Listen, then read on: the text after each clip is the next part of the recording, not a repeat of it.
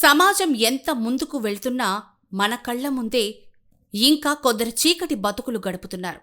Kanuparthipadu cross road వద్ద కర్రతుమ్మ చెట్ల కింద ఒంటిపై కనీసం నూలుపోగు కూడా లేని ఆ గిరిజన బిడ్డ దీనస్థితి చూసిన మాజీ మంత్రి సోమిరెడ్డి చంద్రమోహన్ రెడ్డి గుండెను కదిలించింది.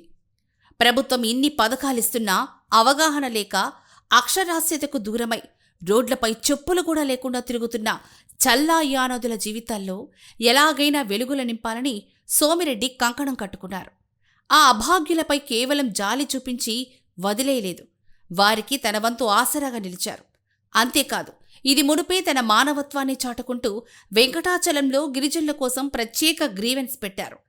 ఈ దేశంలో భారతీయుడిగా గుర్తింపునిచ్చే ఆధార్ కార్డు కూడా లేని దుస్థితిలో ఉన్న 3500 మంది గిరిజన బిడ్డలకు స్పెషల్ డ్రైవ్ ద్వారా ఆధార్ కార్డులు ఇప్పించారు.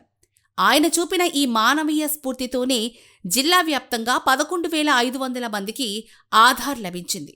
ఇప్పుడు వీరి బతుకులకు ఒక శాశ్వత పరిష్కారం చూపడమే ధ్యేయంగా నెల్లూరు ఐటీడీఏను షెడ్యూల్డ్ కేటగిరీలోకి మార్చేందుకు సోమిరెడ్డి నడుం బిగించారు.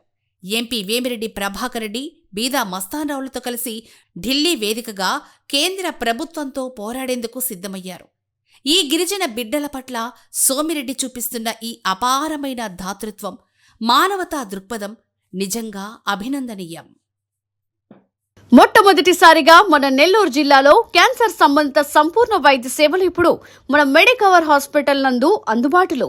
అత్యాధునిక సాంకేతిక పద్ధతుల్లో దక్షిణ భారతదేశపు మొదటి హాల్సియన్ రేడియేషన్ మిషన్ తో క్యాన్సర్ కు రేడియేషన్ చికిత్స, నిష్ణాతులైన వైద్య నిపుణులు, మెడికల్ సర్జికల్ రేడియేషన్ ఆంకాలజిస్టులు, న్యూక్లియర్ మెడిసిన్ ఫిజిషియన్ అన్ని వేళలా అందరికీ అందుబాటులో. అన్ని రకాల క్యాన్సర్ చికిత్సలను డాక్టర్ ఎన్టీఆర్ వైద్య సేవ పథకం ద్వారా నిర్వహించుదురు. మరిన్ని వివరాలకు 086135003551 ను సంప్రదించండి. Medicover cancer institute, NH5, Chintareddypalem cross road, Nellore.